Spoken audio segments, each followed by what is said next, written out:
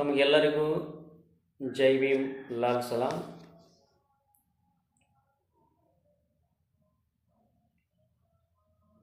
ದಿನಾಂಕ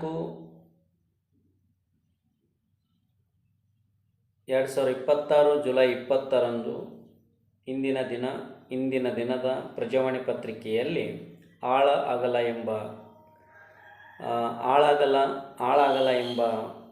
5ನೇ ಪುಟದಲ್ಲಿ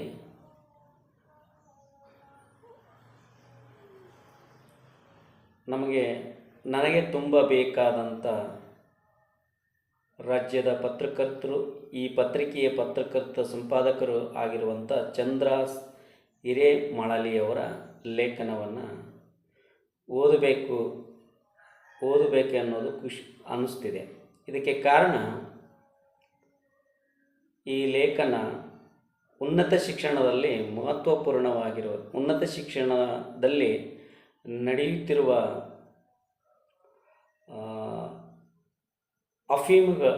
ನಡೆಯುತ್ತಿರುವ ಆಲೋಚನಾ ಕ್ರಮವನ್ನು ಒಂದು ಲೇಖನ ರೂಪವಾಗಿ ನೀಡಿದ ಕಾರಣಕ್ಕಾಗಿ ಈ ಲೇಖನವನ್ನು ಓದುತ್ತಿದ್ದೇನೆ.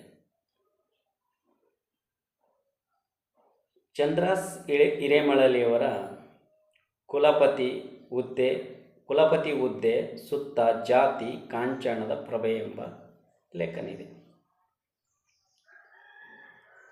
ಶಿವಮೊಗ್ಗದ ಕುವೆಂಪು ವಿಶ್ವವಿದ್ಯಾಲಯದ ಕುಲಪತಿಯೊಬ್ಬರು ಸಣ್ಣ ಪುಟ್ಟ ಕೆಲಸಗಳಿಗೂ ಹಣ ನಿರೀಕ್ಷೆ ಮಾಡುತ್ತಿದ್ದಾರೆ ಎಂದು ಅಲ್ಲಿನ ಅಧಿಕಾರಿಗಳು, ಸಿಬ್ಬಂದಿ ಶಿವಮೊಗ್ಗ ಜಿಲ್ಲೆಯ ಪ್ರಭಾವಿ ಜನಪ್ರತಿನಿಧಿಯೊಬ್ಬರಿಗೆ ಕೆಲವು ವರ್ಷಗಳ ಹಿಂದೆ ದೂರು ನೀಡಿದ್ದರು. ಮರುದಿನ ಕುಲಪತಿಯನ್ನು ತಮ್ಮ ಕಚೇರಿಗೆ ಕರೆಸಿಕೊಂಡ ಆ ಜನಪ್ರತಿನಿಧಿ ಎಲ್ಲರ ಎದುರೇ ಅವರನ್ನು ಪ್ರಶ್ನಿಸಿದರು. ತಕ್ಷಣ ಅವರು, ನಾನು ಬಂಡವಾಳ ಹಾಕಿ ಈ ಸ್ಥಾನಕ್ಕೆ ಬಂದಿದ್ದೇನೆ, ಅದು ನಿಮಗೂ ಗೊತ್ತಿದೆ, ನಾನು ಕೊಟ್ಟ ಹಣಕ್ಕೆ ಬಡ್ಡಿಯೂ ಗಿಟ್ಟುತ್ತಿಲ್ಲ ಎಂದು ಅಳಲು ತೋಡಿಕೊಂಡಿದ್ದರು.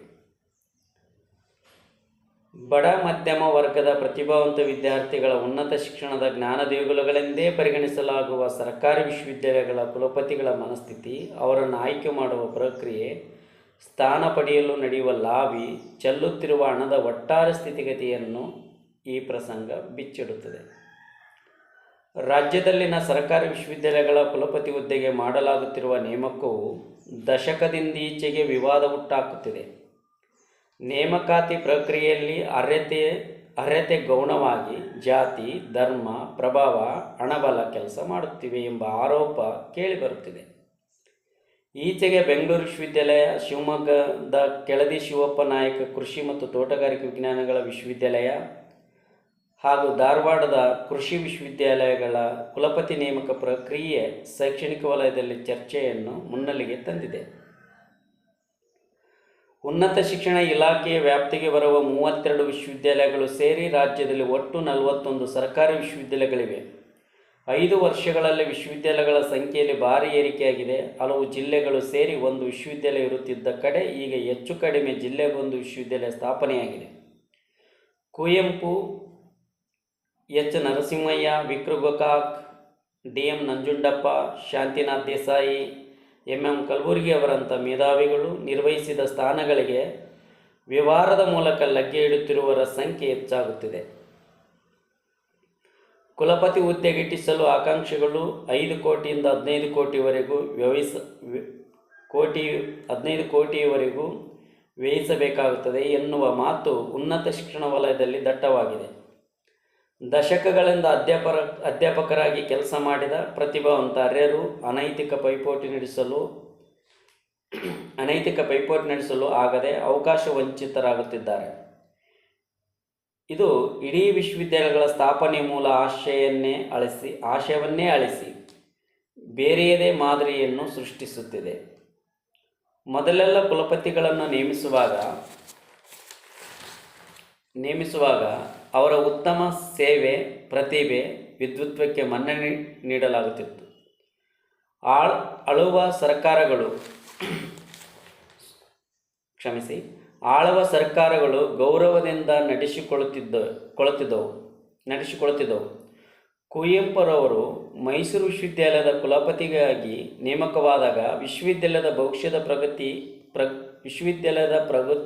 ವಿಶ್ವವಿದ್ಯಾಲಯದ ಭವಿಷ್ಯದ ಪ್ರಗತಿಯ ನೀಲನಕ್ಷೆ ಸಿದ್ಧಪಡಿಸಿದರು. ಉನ್ನತ ಶಿಕ್ಷಣ ಸಾಕಾರದ ತಮ್ಮ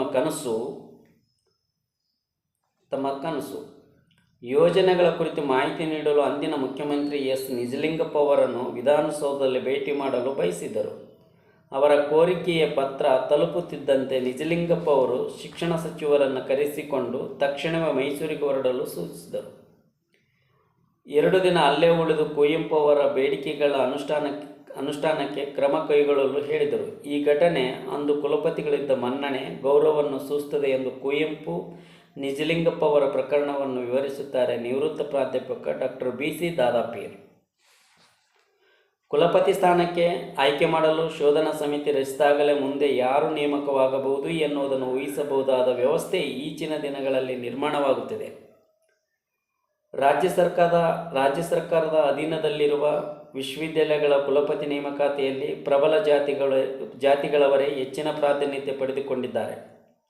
ಕೆಲ ಪ್ರಭಾವಿಗಳು 2-3 ವಿಶ್ವವಿದ್ಯಾಲಯಗಳಿಗೆ ಕುಲಪತಿಗಳಾಗಿ ಕೆಲಸ ಮಾಡಿದ್ದಾರೆ. ನಂತರ ತಮ್ಮ ಪತ್ನಿ, ಕುಟುಂಬದ ಸದಸ್ಯರನ್ನು ಆ ಸ್ಥಾನಕ್ಕೆ ತರುವಲ್ಲೂ ಸಫಲರಾಗಿದ್ದಾರೆ. ಅಧಿಕಾರಕ್ಕೆ ಬರುವ ಸರ್ಕಾರಗಳು ಸಾಮಾಜಿಕ ನ್ಯಾಯದ ಬಗ್ಗೆ ಚಿಂತಿಸುವುದೇ ಇಲ್ಲ.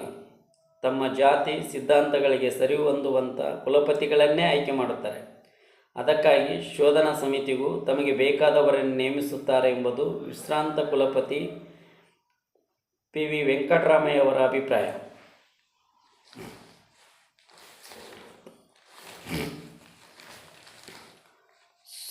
ಶೋಧನಾ ಸಮಿತಿ ಶಿಫಾರಸು ಮಾಡಿದ 3ರಲ್ಲೂ ತಮಗೆ ಬೇಕಾದವರನ್ನೇ ನೇಮಿಸಲು ರಾಜ್ಯಪಾಲರಿಗೆ ಮುಖ್ಯಮಂತ್ರಿ ಶಿಫಾರಸು ಮಾಡುತ್ತಾರೆ.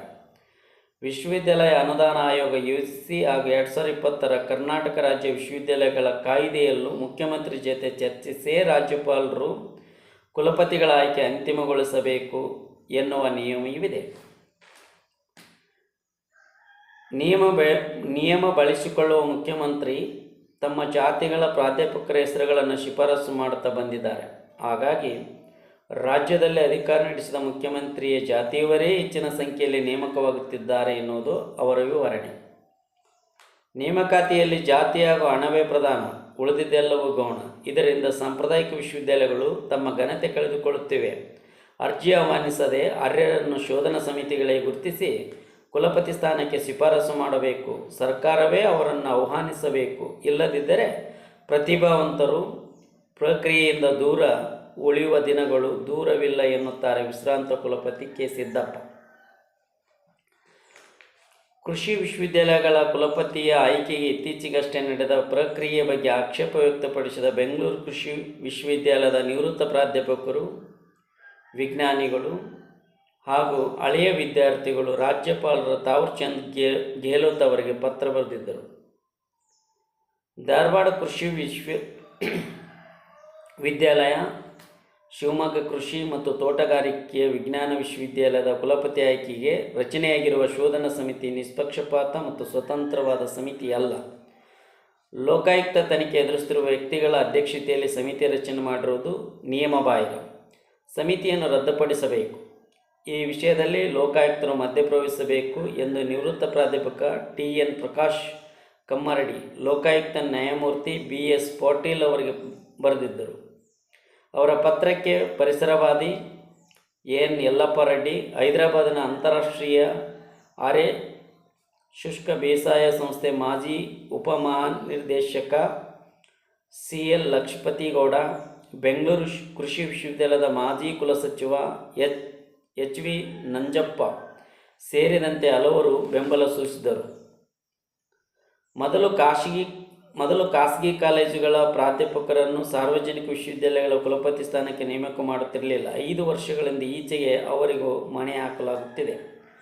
ಬೆಂಗಳೂರು ವಿಶ್ವವಿದ್ಯಾಲಯ, ವಿಶ್ವೇಶ್ವರ ತಾಂತ್ರಿಕ ವಿಶ್ವವಿದ್ಯಾಲಯ, ರಾಜೀವ್ ಗಾಂಧಿ ಆರೋಗ್ಯ ವಿಜ್ಞಾನಗಳ ವಿಶ್ವವಿದ್ಯಾಲಯ,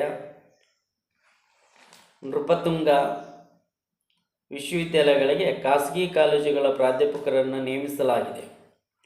ಕುಲಪತಿ ಹುದ್ದೆಗೆ ಅರ್ಜಿ ಸಲ್ಲಿಸಲು ಶಿಕ್ಷಣ ತಜ್ಞರಾಗಿರಬೇಕು. ವಿಶ್ವವಿದ್ಯಾಲಯದಲ್ಲಿ ಪ್ರಾಧ್ಯಾಪಕರಾಗಿ ಕನಿಷ್ಠ 10 ವರ್ಷಗಳ ಬೋಧನೆ ಸಂಶೋಧನೆ ಅನುಭವ ಇರಬೇಕು. ಸಂಶೋಧನಾ ಪ್ರಬಂಧಗಳು, ಲೇಖನಗಳು ನಿಯತಕಾಲಿಕೆಗಳಲ್ಲಿ ಪ್ರಕಟವಾಗಿರಬೇಕು ಎಂಬುದು ನಿಯಮ. ಈಗ ಬಹುತೇಕರು ವಾಮಮಾರ್ಗಗಳ ಮೂಲಕವೇ PhD ಸೇರಿದಂತೆ ಎಲ್ಲ ದಾಖಲೆಗಳನ್ನು ಸಂಗ್ರಹಿಸುವುದು ಗುಟ್ಟಾಗೇನೂ ಉಳಿದಿಲ್ಲ. ಒಂದು ಕುಲಪತಿ ಹುದ್ದೆಗೆ 100ಕ್ಕೂ ಹೆಚ್ಚು ಅಭ್ಯರ್ಥಿಗಳು ಅರ್ಜಿ ಸಲ್ಲಿಸುತ್ತಿದ್ದಾರೆ. ಶೋಧನಾ ಸಮಿತಿ ಇಂಥ ದಾಖಲೆಗಳನ್ನು 4-5 ಗಂಟೆಗಳಲ್ಲಿ ಪರಿಶೀಲಿಸುತ್ತದೆ. ಶೈಕ್ಷಣಿಕ ಪ್ರಗತಿಯ ಪ್ರಮಾಣಪತ್ರಗಳನ್ನೇ ನೈಜತೆಯ ವಿಷಯ ಯಾರಿಗೂ ಮುಖ್ಯವಾಗುವುದೇ ಇಲ್ಲ.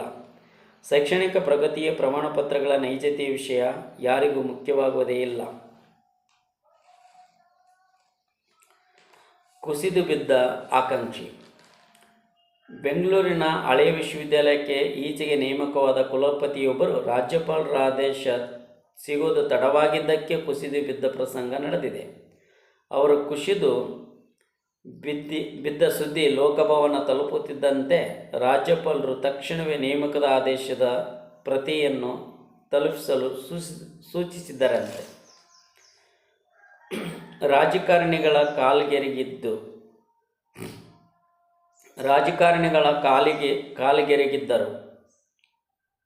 5-6 ವರ್ಷಗಳ ಹಿಂದೆ ದಾವಣಗೆರೆ ವಿಶ್ವವಿದ್ಯಾಲಯಕ್ಕೆ ನೇಮಕವಾಗಿದ್ದ ಕುಲಪತಿ ಒಬ್ಬರು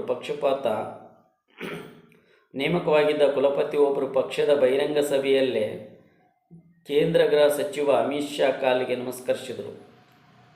ಅವರ ಈ ರಾಜಕೀಯ ನಂಟು ನಂತರ ಮತ್ತೊಂದು ವಿಶ್ವವಿದ್ಯಾಲಯಕ್ಕೂ ಕುಲಪತಿಯಾಗುವ ಯೋಗ ತಂದುಕೊಟ್ಟಿತ್ತು. ಅದೇ ವಿಶ್ವವಿದ್ಯಾಲಯದ ಮೊದಲ ಕುಲಪತಿಯಾಗಿದ್ದವರು ತಮ್ಮ ವಿಶ್ವವಿದ್ಯಾಲಯದ ಅಧೀನದಲ್ಲೇ ಬರುವ ಶಿಕ್ಷಣ ಸಂಸ್ಥೆಯೊಂದರ ಗೌರವ ಕಾರ್ಯದರ್ಶಿ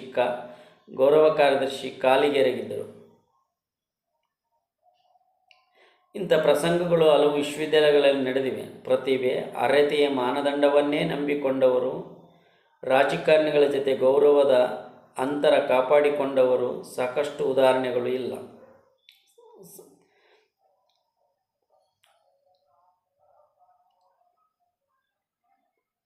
ರಾಜಕಾರಣಿಗಳ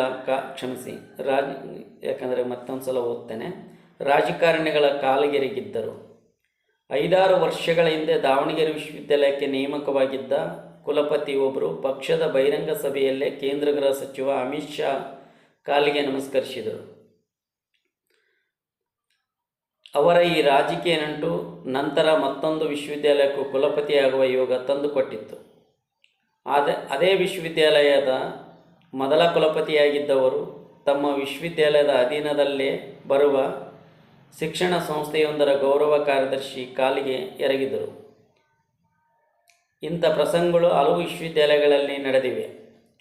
ಪ್ರತಿಭೆ, ಅರ್ಹತೆಯ ಮಾನದಂಡವನ್ನೇ ನಂಬಿಕೊಂಡವರು, ರಾಜಕಾರಣಿಗಳ ಜೊತೆ ಗೌರವದ ಅಂತರ ಕಾಪಾಡಿಕೊಂಡಿರುವ ಸಾಕಷ್ಟು ಉದಾಹರಣೆಗಳು ಇವೆ.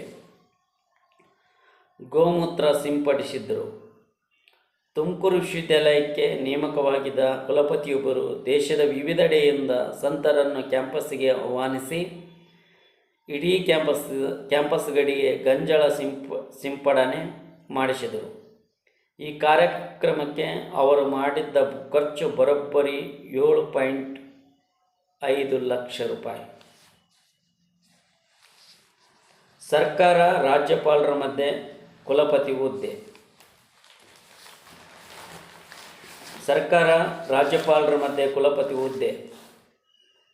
ಕರ್ನಾಟಕ ರಾಜ್ಯ ವಿಶ್ವವಿದ್ಯಾಲಯಗಳ ಕಾಯ್ದೆ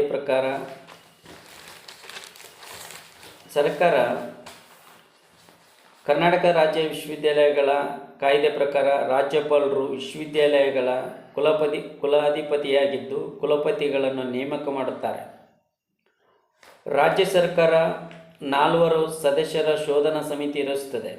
ಸಮಿತಿಯು 3 ಅರ್ಹರ ಪಟ್ಟಿ ಸಿದ್ಧಪಡಿಸಿ ಸಲ್ಲಿಸುತ್ತದೆ. ಅರ್ಹತೆ, ಸಮಾನತೆ ಹಾಗೂ ಸಾಮಾಜಿಕ ನ್ಯಾಯವನ್ನು ಪರಿಗಣಿಸಿ ರಾಜ್ಯ ಸರ್ಕಾರದ ಒಪ್ಪಿಗೆಯೊಂದಿಗೆ ರಾಜ್ಯಪಾಲರು ಆ 3ರಲ್ಲಿ ಒಬ್ಬರನ್ನು ಕುಲಪತಿಯಾಗಿ ನೇಮಕ ಮಾಡುತ್ತಾರೆ. ಕುಲಪತಿ ನೇಮಕದಲ್ಲಿ ರಾಜ್ಯಪಾಲರಿಗೆ ಇರುವ ಅಧಿಕಾರವನ್ನು ಮೊಟಕುಗೊಳಿಸಲು ಸರ್ಕಾರಗಳು ಪ್ರಯತ್ನಿಸಿವೆ. ಆದರೆ ಅಧಿಕಾರವನ್ನು ಕಡಿತಗೊಳಿಸುವ ಸ್ವರೂಪದ ತಿದ್ದುಪಡಿಗಳಿಗೆ ರಾಜ್ಯಪಾಲರ ಅನುಮೋದನೆ ಸಿಕ್ಕಿಲ್ಲ. ಬಿಜೆಪಿ ಆಡಳಿತದ ಅವಧಿಯಲ್ಲಿ ಉನ್ನತ ಶಿಕ್ಷಣ ಸಚಿವರಾಗಿದ್ದ CT ರವಿ ಅವರು ಹಿರಿಯ IAS ಅಧಿಕಾರಿಗಳನ್ನು ಕುಲಪತಿಗಳಾಗಿ ನೇಮಕ ಮಾಡುವ ಪ್ರಸ್ತಾವ ಮುಂದಿಟ್ಟಿದ್ದರು. IAS ಅಧಿಕಾರಿಗಳಾದ TR ಜಯರಾಮನ್ ರಾಮಚಂದ್ರನ್ ಈ ಹಿಂದೆ ಬೆಂಗಳೂರು ವಿಶ್ವವಿದ್ಯಾಲಯದ ಕುಲಪತಿಗಳಾಗಿ ಕಾರ್ಯನಿರ್ವಹಿಸಿದರು. ಕಾಂಗ್ರೆಸ್ ಸರ್ಕಾರದ ಅವಧಿಯಲ್ಲಿ ಉನ್ನತ ಶಿಕ್ಷಣ ಸಚಿವರಾಗಿದ್ದ